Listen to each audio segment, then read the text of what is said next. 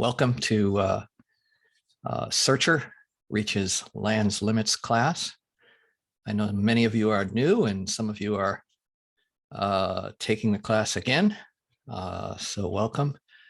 And the way we proceed is by sharing some slides, and so I'm going to start that way. I have to be very careful because I have sound in one of these, so I want to make sure I actually, okay, I think I'm good. So everyone can see the slides, okay? Yeah, good. So welcome, and I just wanted to make note that if you haven't received the book or purchased the book, you can on Amazon or through Dharma College. Searcher Reaches Land's Limits, a commentary on Revelations of Mind by Richard Dixie. It contains the whole of Revelations of Mind book within it, so it's not actually necessary to also purchase Revelations of Mind. You can if you like, but there are actually two volumes. This is volume 1, so there is another volume, volume 2, which would contain the remainder of Revelations of Mind. So I just wanted to point that out if you haven't purchased the text yet.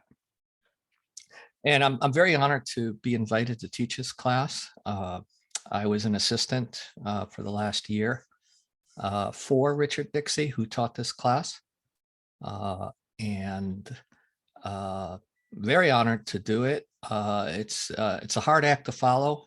Richard is an amazing teacher.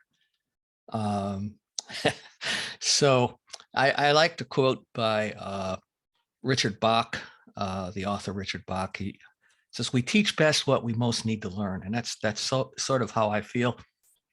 And it really is quite a nice opportunity to be able to really kind of go into deep immersion with Revelations of Mind and Searchers. So again, I welcome everybody, and we'll dive right in. So the book Revelations of Mind by Tarthang Tulku. For some of you who are new, just a little bit of a review that Tarthang Tulku is one of the very few lamas that was fully trained in Tibet. He's still alive, and there's perhaps maybe just 15 of Tibetan lamas that are still alive, that have been fully trained in Tibet. He immigrated to the United States around 1968, 1969. And so he's actually the longest tenured first naturalized Tibetan Buddhist Lama in the United States. So he has spent then, that's 53, 54 years in the West. He started the Nyingma Institute in the early 1970s. It was a flourishing place at the time with beat poets and Buddhist scholars, physicists, psychologists that were participating when he was still publicly teaching in the summer program. It was called the Human Development Program. And he stopped teaching around 1977, 1978 publicly. Doesn't really teach per se. He teaches more through his writings. And in that sense, he's a very unusual Lama because on one side, he's extremely traditional, a very traditional Tibetan Lama, and he's devoted most of his time and energies to cultural preservation of the Tibetan Nyingma Buddhist tradition, publishing millions of texts that have been distributed all over India and Asia, as well as Tibetan art. But his mode of teaching to Westerners has been primarily through his writings. And many of these books, not all, but many of these books, such as Revelations of Mind, are very non-traditional. They're very innovative and not classically Buddhist in nature. And over a 50-year period, 50-plus year period, he's continuously refined his language and his modes of expression, his transmission to the West to try to resonate with and penetrate our modern Western sensibilities, and it's very unique. So a little bit about the origin story for Revelations of Mind is that I wasn't there when it happened, but it unfolded over a series of talks that he gave orally starting in 2006 for about a 4-year period that were transcribed on tapes. Eventually those tapes were destroyed. So those series of transcripts were edited very heavily by numerous editors, and which eventually is what you see here in the book Revelations of Mind. And the book could be quite challenging. The language is simple, but it's referring to something that's hard to grasp. And let me just give you a little bit more background, because Revelations of Mind is based at Dharma College. And Dharma College was founded in 2012 by Tarthang Tulku. And in Searcher 2, the volume 2 of Searcher, in the back, there's a postscript, which is an actual transcript of the talk that Tarthang Tulku gave at Dharma College at its founding ceremony. It's very interesting to read that. And this is in downtown Berkeley. It's a beautiful building in downtown Berkeley. And Richard Dixie began teaching Revelations of Mind. And as he taught it, he also went through a series of you could say, deeper kind of revelations and understandings. And through the Zoom teachings and the teachings he was doing, those were transcribed as well. And those transcriptions, thanks to some dedicated volunteers, helped to transcribe those, were edited, and that is what became Searcher, the commentary. And it's meant to be a reading commentary.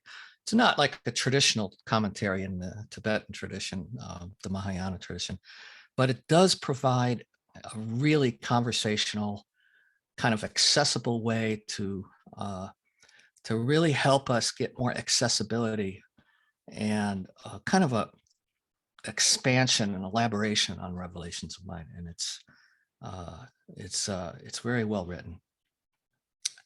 So some personal introductions. I've been a professor for 32 years or so, something like that. 25 years at San Francisco State. I'm in the Department of Management at San Francisco State, and I taught at Loyola before that in Chicago. My doctorate's in organizational behavior. It's kind of a strange field that's somewhat a crossover between organizational psychology, industrial psychology, and management. So I began assisting Richard, as I mentioned, and joined the Dharma College faculty in 2021. Although I was a student at the Nyingma Institute in 1982, when I first began studying a program there. Now, if you'd like to email me, my email is ronpurser@dharma-college.com. You can see that. These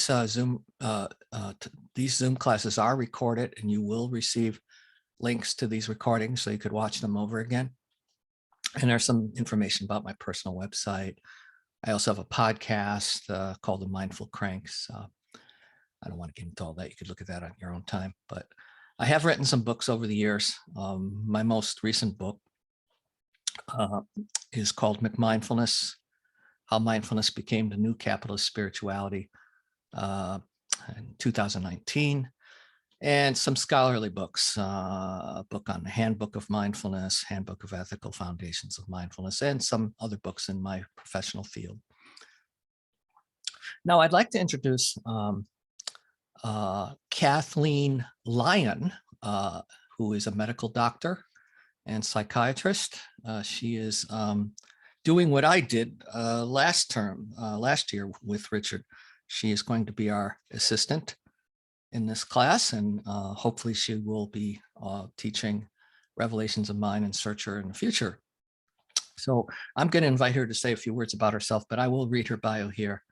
Kathleen is a psychiatrist and a psychoanalyst and a Buddhist practitioner practicing psychoanalysis in New York for 30 years and practicing and studying Buddhism for 25 years. She has taught in her Psychoanalytic Institute and affiliated psychiatric residency at New York University for many years, as well as having taught shamatha and vipassana and compassion meditations to both psychological professionals and the public.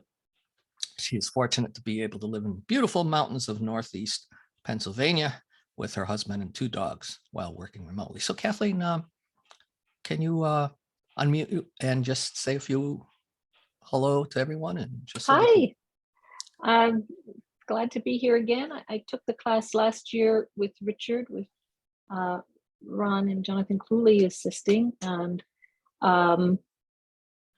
it was a revelation, and it was very exciting. And I remember some of you from the class last year, of course, and very excited to be involved with this institute, the Dharma College, and with this particular class, because to me it is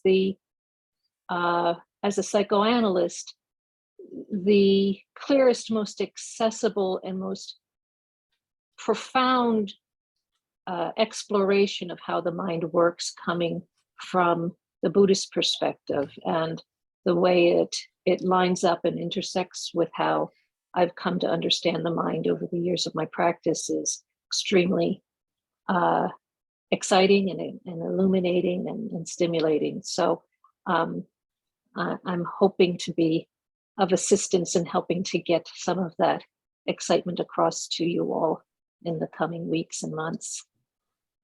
Thank you. Thank you. And that brings us to the structure, just a kind of an overview. So this class is 6 weeks, and we'll be covering chapters 1 through 9. Today, we're going to dwell mostly on chapter 1 because we have introductions, and we will be breaking up around 12 or so into discussion groups. So I'll take one group and Kathleen will take the other, so we can get to know each other a bit, have some personal introductions, and then we'll come back to the class. So the main request is that you read ahead 2 chapters each week. So for example, next week, if you could read ahead by reading chapters 2 and 3, because we will be covering 2 chapters per week. So that's basically the structure. And there are some exercises, some which will be presented to you at the end, and you can do those in between sessions. And as we get further down the road into Searcher, some practices will begin in the beginning of the sessions. And so this is the first 6 weeks. We will have continuing terms, and we cover the whole book over 5 terms, 6 weeks per term. And those dates for the subsequent terms will be announced at a later date. But they're usually a couple of weeks right after this. We don't take that long of a break. Okay, so let's dive in a bit to what we're going to be exploring.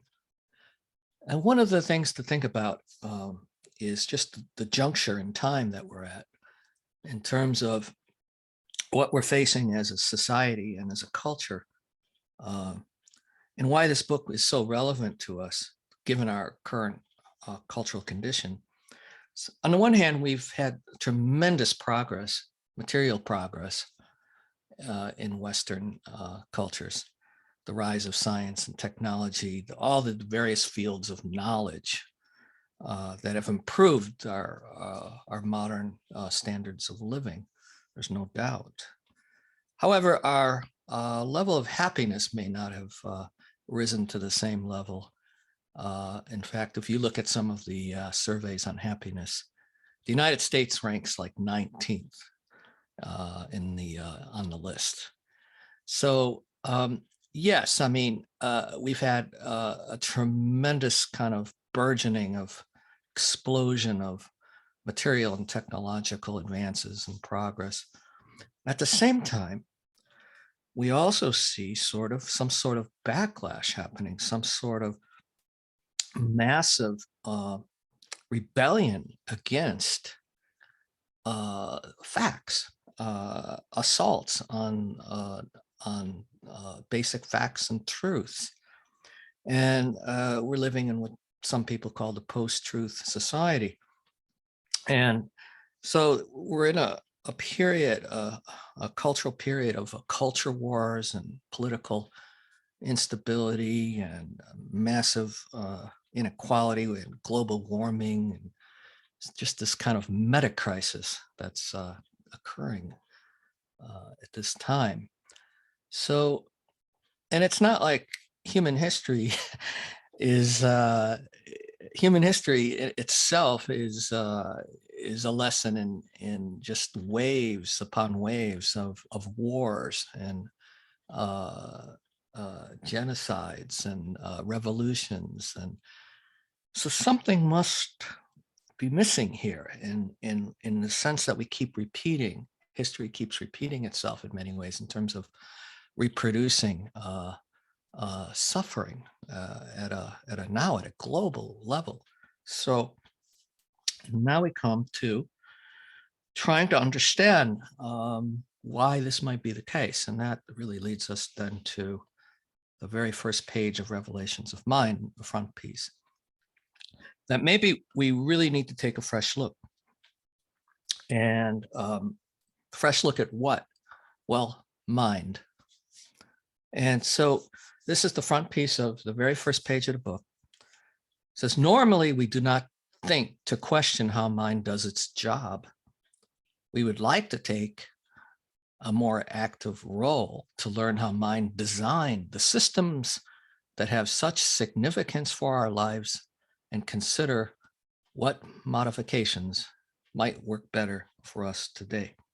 So I think what essentially he's getting at is we need to really appreciate and take seriously the role that mind plays in how we perceive, how we live, the very fabric of our lives. And in order to do that, we need to take a fresh look, because we have to ask ourselves, what is mind? It's a word, right? It's a label, it's a word. How do we think of mind, or how do we refer to mind? Let's just open it up.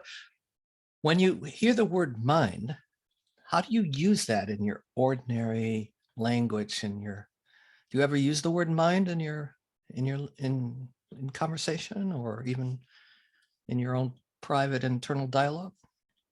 Anyone like to share an example? Or colloquial, what are some colloquial expressions that anyone? Never mind. I don't mind. I don't mind. Never mind. Mm-hmm.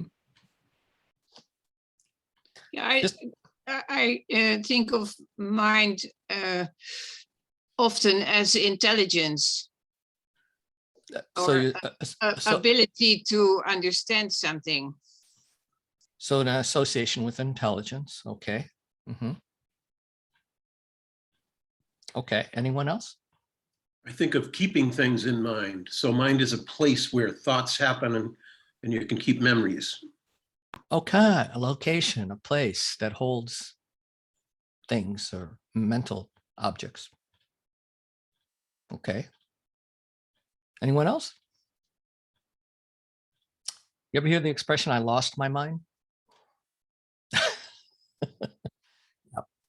Okay, well, you get the idea here. But I think if we're really honest, it might be very difficult to say or be hard to pin down what mind is.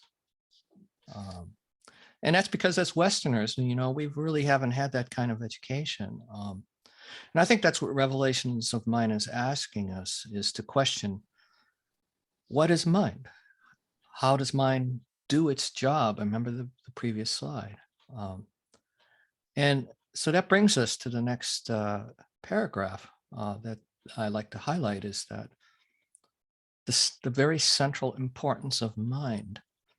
So let me read this and we can kind of elaborate. The study of mind is a vital and important subject Therefore, mind is our life and the basis for our reality. Its power is vast and its radiance illumines every aspect of our being. Active in every moment of our lives, mind governs our way of experiencing and influences how we respond to all that it presents. Wherever something is acting, creating, and energizing, wherever something is expanding or contracting, wherever there is suffering or pleasure, mind is revealing its presence. There is nothing in our experience that does not arise from mind, depend upon, and bear the imprint of mind. So that's a very, very, very comprehensive sentence, that last sentence. The mind is always operating. It's the basis, the fabric of our experience. And that's really the subject matter of Revelations of Mind.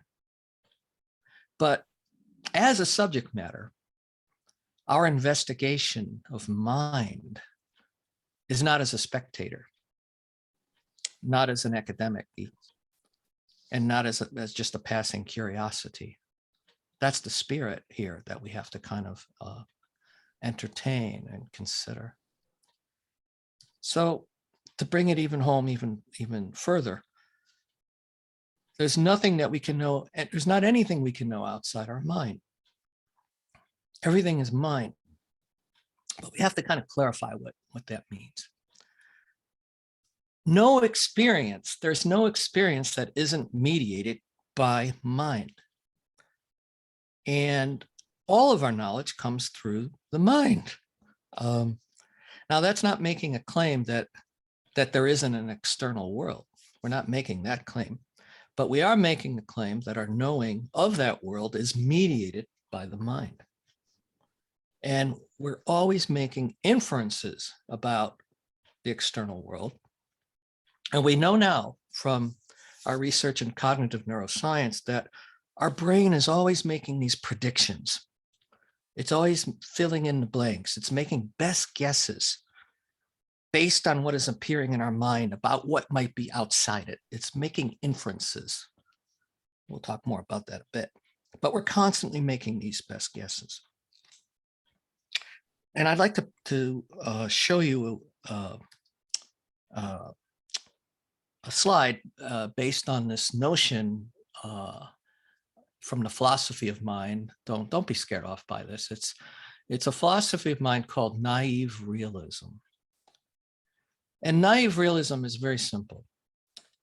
It's how we usually think we see the world.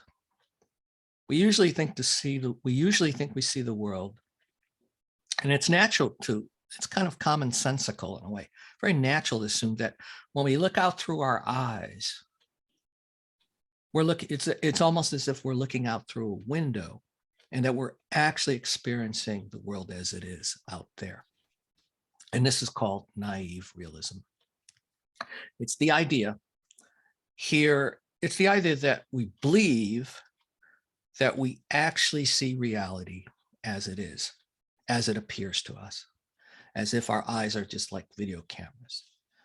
And so, for example, like in this slide here, if I look at a tree, it might seem that I'm experiencing the tree over there. But what I'm actually experiencing is mediated by mind. So the data is being relayed by my senses, processed by my mind, which then is creating an internal representation of a tree. So what I'm experiencing is a tree thought. But naive realism would say, no, I'm just seeing a tree. Of course, there's a tree there. I'm seeing it. Okay.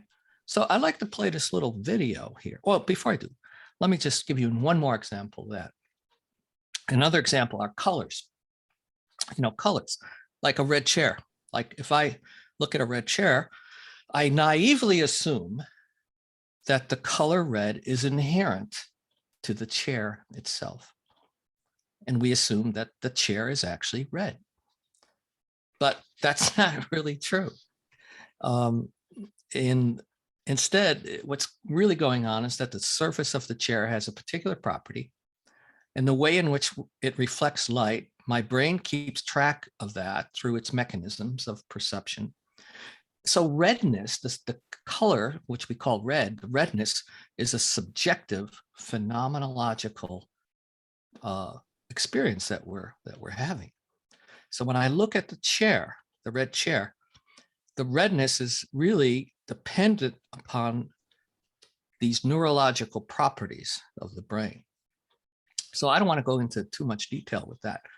But the larger claim here is, I'll just summarize, is that our entire experience of the so-called external world is a representation. One could say a recognizing, mediated by our mind.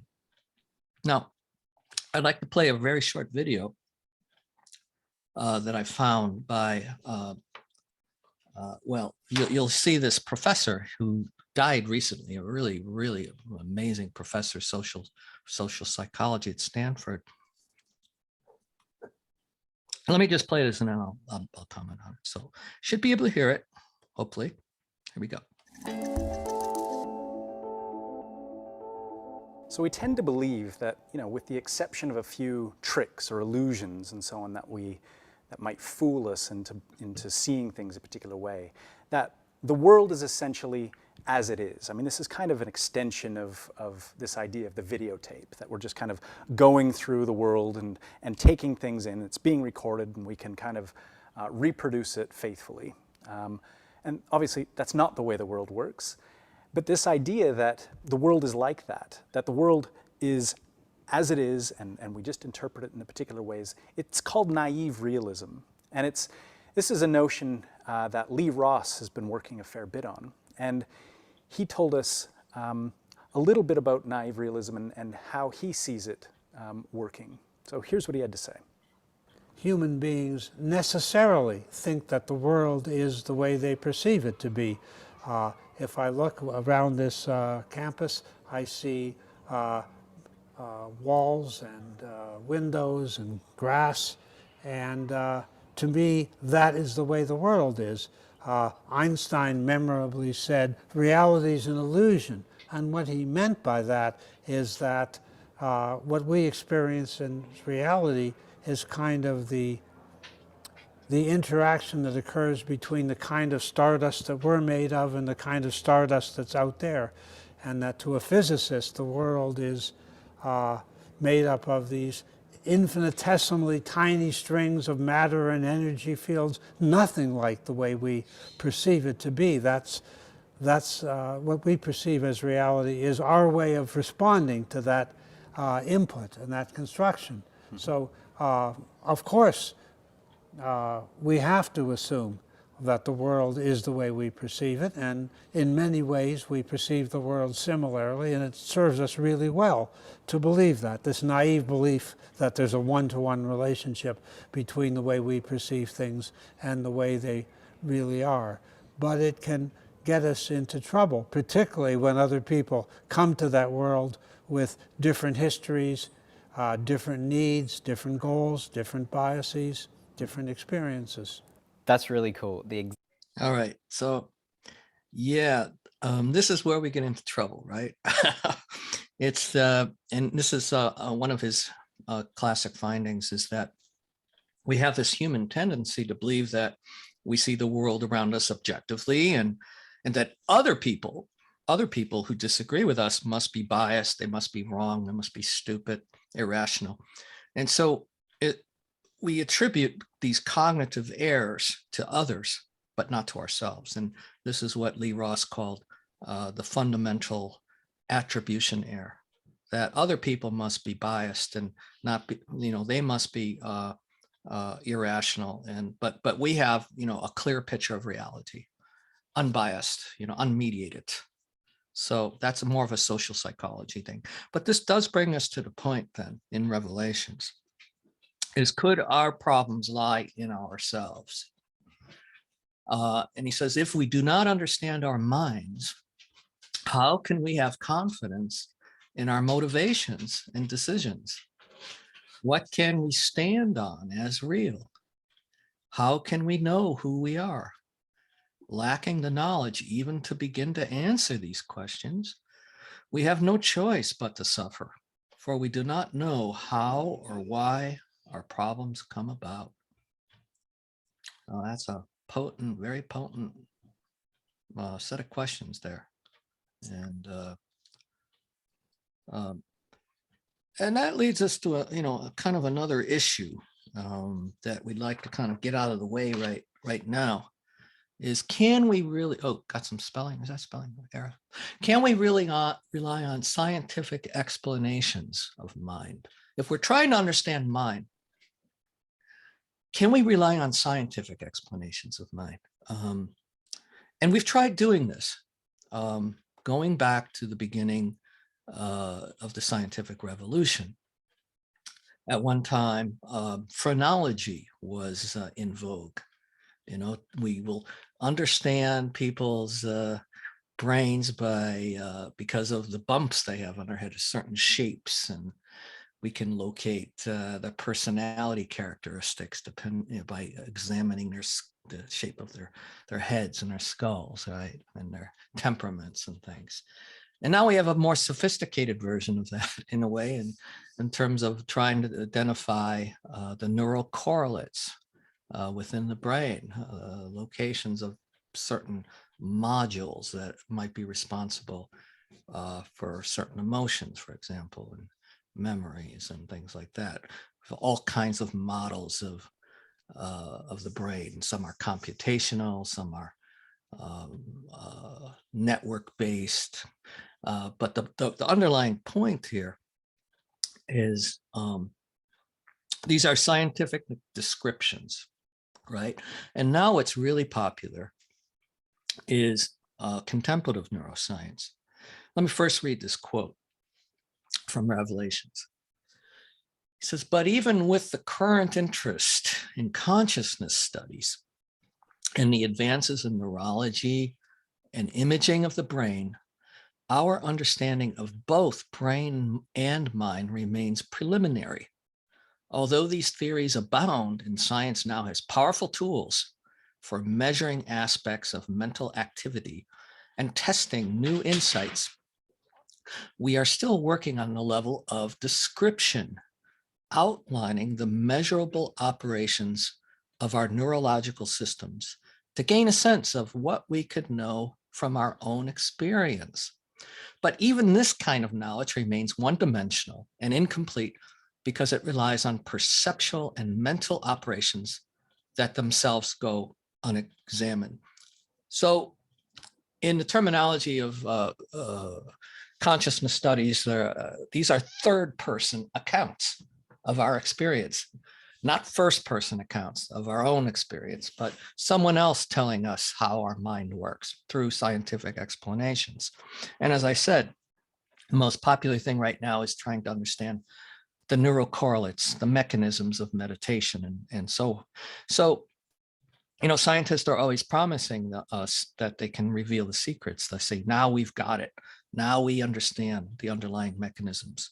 Now we really know how meditation works. Okay, well, but do I know how my mind works? That's the question we want to explore. And that brings us to another interesting philosopher by the name of Thomas Nagel. He wrote this groundbreaking seminal paper in 1974. And the title of the paper was, What is it like to be a bat? It's the title of the paper.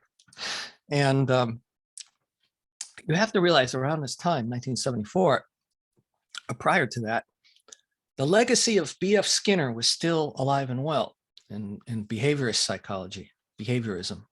I went to my first 2 years in Southern Illinois University in Carbondale was an experimental, what's known as a rat psychology program.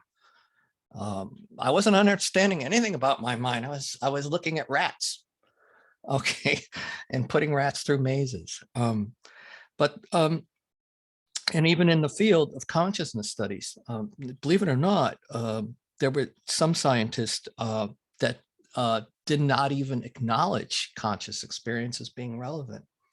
So we have here a philosopher who basically said, basically the paper is arguing that the subjective nature of consciousness cannot be explained or reduced objectively through reductionistic or descriptive means.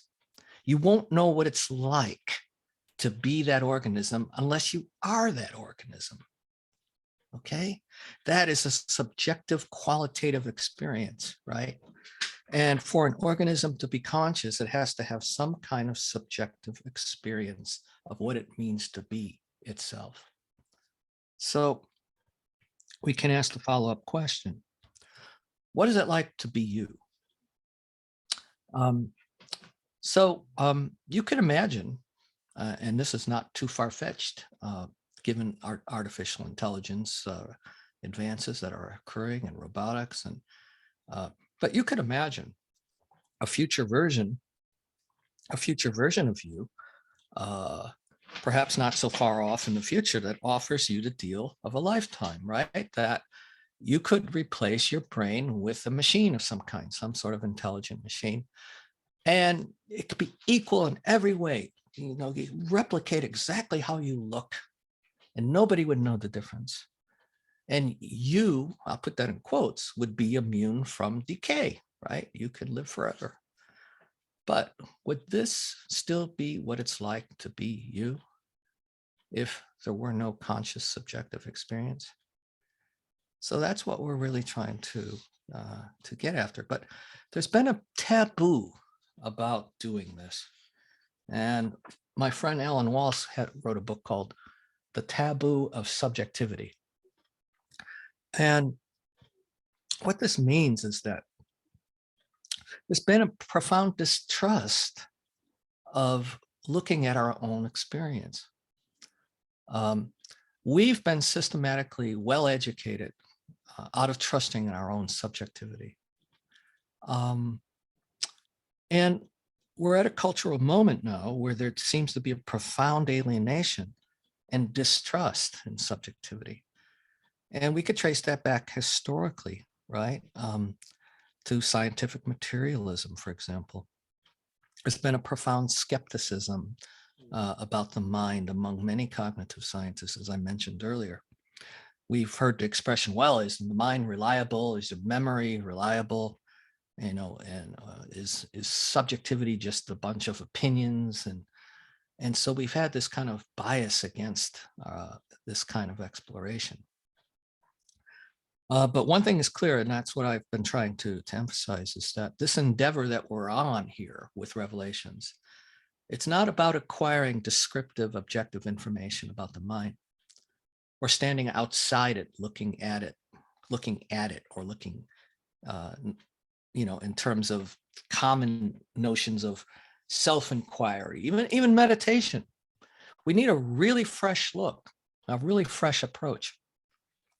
But we've never been taught how to look and investigate the mind in a way that doesn't bring the baggage of everything we've been taught. So we need to take a different approach. So we'll go back again to the same question. What do we really mean by mind? So I'll read this. We say that mind discriminates and judges. We say that mind alone knows, and that mind is responsible for identification, recognition, and decision-making. English has more than 20 different ways that the word mind is used, and other languages may have yet other different meanings. Each individual adds to this complicated brew a set of private meanings and connotations. The proliferation of meanings and definitions testifies to the archaic origins of words we apply to mind and raises doubts that we truly understand what we mean by mind. We might wonder what deeper meanings have been lost through millennia of transmission, or ask what outmoded associations might be inhibiting a fresh perspective. I think that's a really important point. What outmoded associations might be inhibiting a fresh perspective? In a way, we have a lot of hand-me-down ideas that we have not questioned, that are still influencing us in how we think about mind or try to investigate it. Lots of concepts and labels and descriptions. So one response has been, well, mind is consciousness. That's what we've heard a lot about. Consciousness studies is a field that's recently come into vogue too. But we have to ask the question, is mind merely the same as being conscious? I'll go back to Descartes' famous statement, I think, therefore I am. Well, I think, therefore I am, I'm conscious. Okay, and so is that the end of the story? Is okay, mind is just being conscious. Okay, so is that all there is to know about mind? The fact that, okay, I'm conscious. And we take consciousness as a given, sort of, and the conscious agents are I, me, and mine. We take those as givens, right? But it's a loaded term. Consciousness, just like mind, is a very loaded term. And there's much more to our experience than simply being conscious. We know that, for example, if we're driving a car, right? When we first learn to drive a car, we're extremely conscious, self-conscious of driving a car. We have to, because we don't know how to drive a car. We're a novice, right? We don't know. So we have to be very careful, and we have to observe, and we have to be very aware of everything we're doing. But after a while, we move from being a novice to being an expert, to being very proficient in driving a car. And we don't think about it anymore. It's almost unconscious. So we can't say, okay, and what about dreaming? What about dreaming too? Dreaming, we're not conscious. We're not awake. We're unconscious, so to speak. We're asleep. But the mind seems to be still operating, right? The mind still seems to be generating lots of images and stories and conversations. And there's an interesting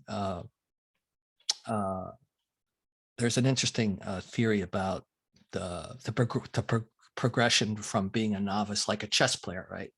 To be how does a chess master become a chess master? Or in any field, any profession, where you start out as a novice, and over time you gain more knowledge, more acquisition of skills, more practice, deliberate practice, like a musician, at some point it becomes muscle memory if you're a great virtuoso, and you become an expert.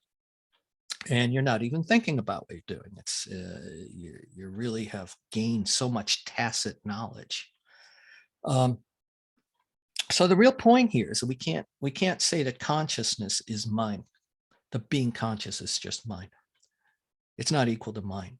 That's not what mind is, at least within the framework that we're investigating. There's something greater than just the consciousness or being conscious. So we have to take a different approach. And he says here, normally we rely on the conceptual apparatus that mind makes available. Now the time has come to enter the inner realm of mind and understand how it operates on all levels of our being. But where might we find a point of entry to this realm? We would like to question mind directly, but mind seems reluctant to show itself. For all our methods of rational inquiry, for all our treasury of concepts and philosophical systems, it seems that we do not yet have the tools we need to explore the mysterious territory of our own minds. So it seems he's saying we seem to lack the tools. How can we see what mind does? How can we see our minds? usually when we try to, we're kind of seeing our thoughts about mind or our conceptual ideas about mind that we haven't really set aside, because we normally, as he says, we normally rely on those. How can we do it in a way we don't drag that sort of history with us or preconceptions? But he does make a very important point, right? That mind is hard to see, the point of entry. It seems very hard to see. Mind seems reluctant to show itself. And why is that? Well, this is an interesting way of considering why. Now, this is an image of a snow leopard in that photo. Can you see the snow leopard? Why you cannot see it is because it obviously is camouflaged.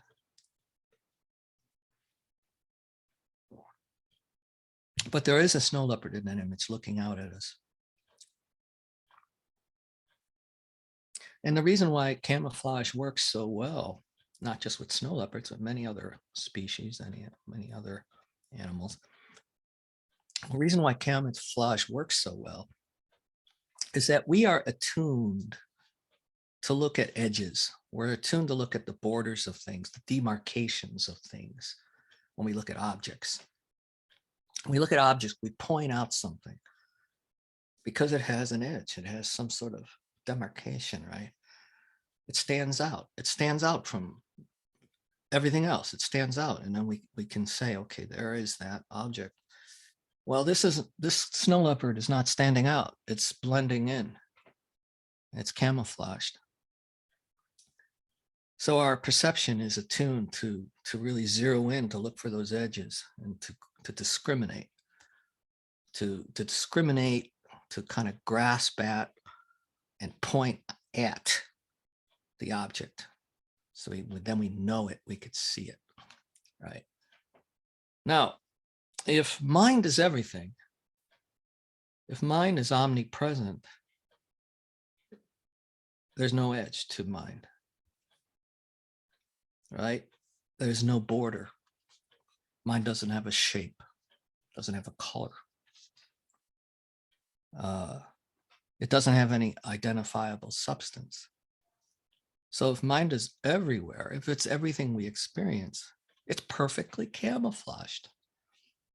But not like this. It's perfectly invisibly camouflaged. It doesn't have anything we can point to as an edge. It's hard and difficult to look at it as if it were an object like other objects that have edges. So this is kind of what Revelations of Mind is going to help us to look in a different way, kind of have a reset, a refresh in a way that can really have us, first of all, like what we've been doing today, is appreciate this central fact of, first of all, of how mind is central to the fabric of our lives and how difficult it is to see it and to appreciate it. So here we are with this notion of camouflage, and we need to look. We still need to look. So let me read this. When we consider the difficulties of understanding exactly what mind is and what it does, when we attempt to look more closely at the structures that condition our knowledge of self and world, we begin to appreciate how little we really know.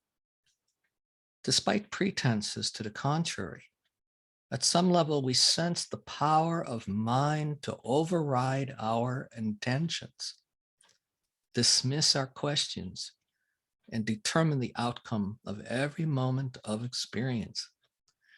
Usually unacknowledged or brushed aside as we deal with the more immediate pressures of life, this sense that we must endure whatever mind presents is an ongoing source of insecurity and fear.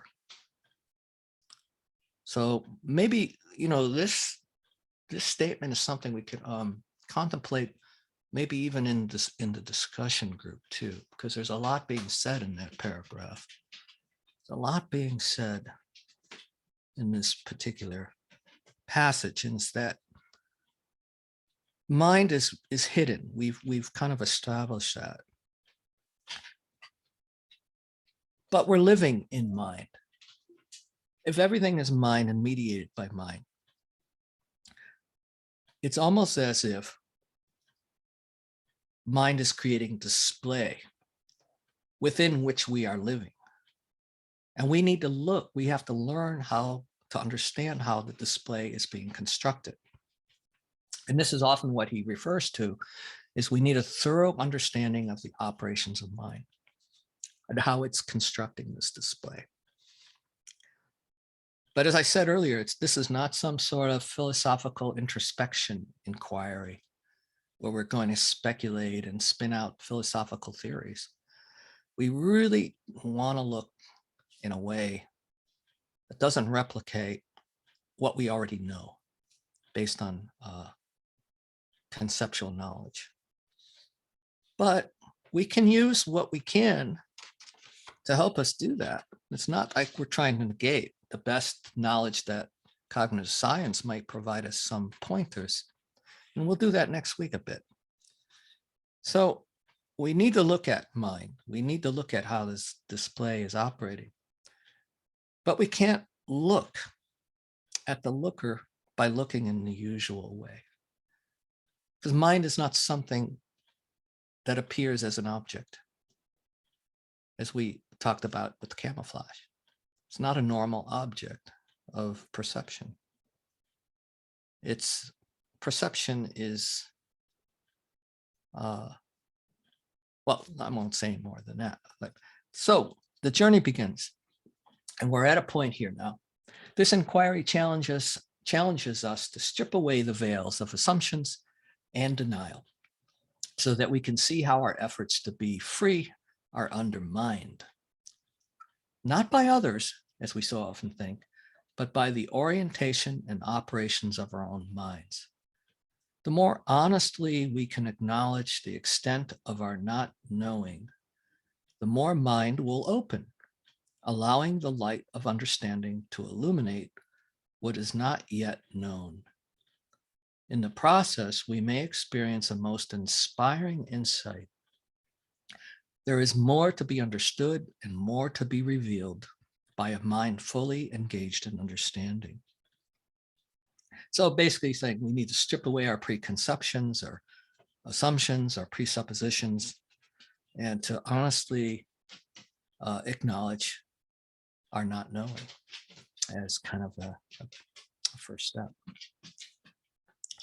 So maybe this is a good point. We could break up. Stefan, are you around? Yeah. Yeah, just break us up into two groups, and we'll take about 20 minutes or so, maybe 25. And how about if you bring us back around 12:25? Okay, sounds good. Yeah.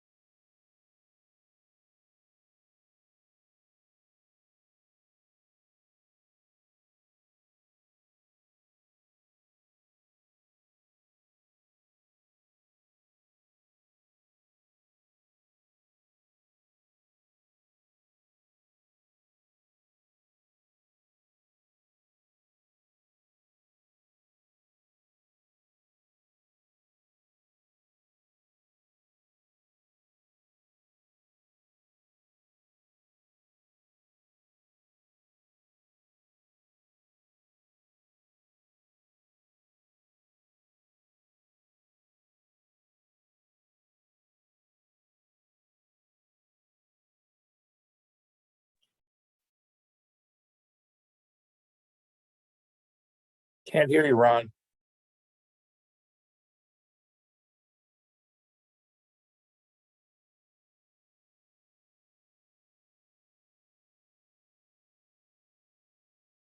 Okay, we hear me now, right? Yes, sir. All righty. Okay, sorry about that. Let me just see what happened here. Okay, we're coming back, and let me just switch gears real quick here. All right, so where we left off, the journey begins, and we had discussion groups. And so, as I said, you can look at these videos. Stefan will send out a link shortly. But there is an exercise that I'd like to leave you with. You can experiment with between now and next week. It's simply called quiet sitting. And sit quietly and look at the mind for brief periods of time. 5 minutes, just 5 minutes throughout each day. Try to keep a journal. Record your reflections, if you can, after each practice session or at the end of the day. And what did you see when you looked at mind? And so we'll meet again next week, and we could talk about this in the discussion group as well. But after a week, answer the following questions. Has looking at the mind in this way led to an understanding of exactly what mind is and what it does? What don't you understand about mind that you would like to understand? Very simple question. So it's a very simple exercise that you can do for 5 minutes each day or a couple times a day, whatever your preferences. And before we go, I just wanted to remind you that try to read ahead. Chapters 2 and 3 in Searcher next week, and we will continue on. So my email there is on the screen if you need to email me. So I'll stop sharing here. Any final words before we depart? I like to end on time too, because people have commitments. So I hope the discussion groups went well, and it did. I enjoyed our discussion, and till then, we'll see you next week, same time, same station. Okay. Goodbye. Thank you. Bye-bye. Bye-bye. Thank you. Ron.